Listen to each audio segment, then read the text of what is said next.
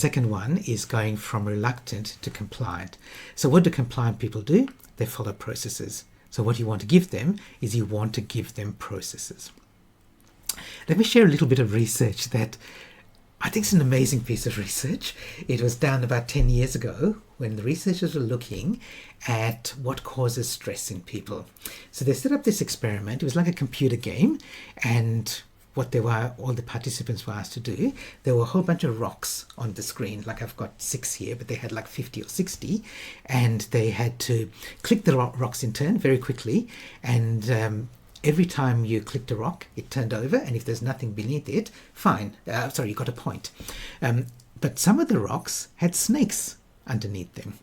And if you clicked the rock with a snake, you got penalized, like you lost a point. But also, I don't know how they got ethics approval for this, but they had all the participants hooked up to a little machine that would give them an electric shock, a little electric shock, every time they clicked a rock with a snake under it. Okay, and then they measured the stress levels of all the participants. But that wasn't the real experiment. What they then did was they said in round 2, they split the participants into 2 groups, and they said, so in one group, what they did was they're playing the same game as before, with the same original rocks, but they added more rocks. So this is scenario A. So they added more rocks to this system, and you're playing the same game. And there were so many that, like, sometimes you could remember the previous rocks that didn't have snakes, but maybe you couldn't. So there were more rocks, and some of those new rocks had snakes under them. Scenario B, the other half of the group, they had the same 50 or 60 rocks that they had before, but what they did was they moved the snakes around randomly. So now you didn't know whether a rock that previously didn't have a snake, that got your point, now might have one. Okay, so that's scenario B. So the question was, and this is what the researchers are really looking at, which one caused more stress?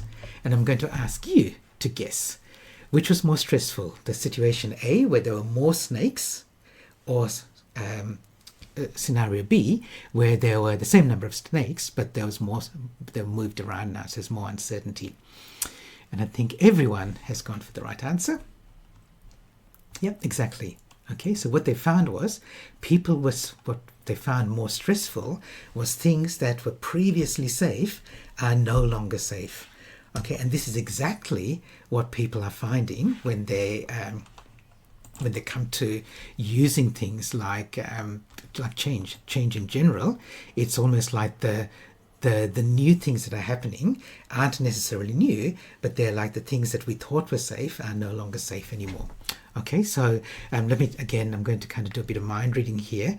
So this person here who said, we've got all of this overlapping change, and it's creating change fatigue, it's creating uncertainty and instability. And a lot of that, again, I'm kind of projecting here, but a lot of that for many teams is because things that were safe are no longer safe. So what do you do about that? Now, so a lot of people rated their team at this culture level. There's some research done by Google, which they call Project Aristotle, and they were looking at what high performance teams do best. And they thought, looking at Aristotle, what he said, the whole is greater than the sum of its parts. They were looking at how do you create these high performing teams. Google thought we get the smartest engineers, and they're the teams that are going to be the highest performing. Actually, they found something quite different. There were 5 things that came up in the research. I won't take time to share all 5 of them, but you can look up Project Aristotle later. One of them, it wasn't number 1, but one of them was dependability. The highest performance teams, they had this dependability baked into their team culture. They knew how other people would respond to their requests. So it's like if you know that if I ask you for a report by 2 p.m, I know that you're going to send it to me by 2 p.m. Not 2:05, because that might be too late for me to then share it at the Teams meeting that starts at 2, but I know that I will get it by 2 p.m. Or whatever. There might be a little lag in there, but as long as we can depend on it and it's consistent. Okay, so yes, as a champion team will beat a team of champions. Exactly right? And part of that is they can depend on each other. By the way, the number one factor that was predicted a high-performing team was psychological safety, that people feel safe in their team. We won't go into that today because it's a whole day workshop, but that was number one. And I'm going to show you another one a little bit later as well. But dependability. So how do you do dependability in your team?